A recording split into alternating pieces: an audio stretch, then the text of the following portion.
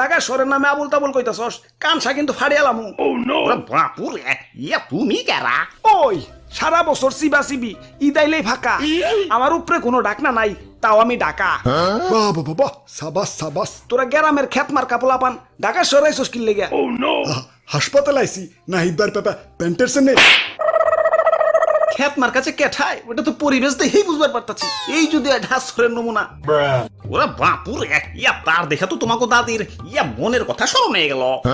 ওই তারের সাথে আমাকে দাদির মনের সম্পর্ক কি? ইয়া তারে যে এই পরিমাণ পেঁচ দেখতাছি, ইয়া খোদার কসম, ইয়া তোমার দাদির মনেও এত ইয়া পেঁচ ছিল না।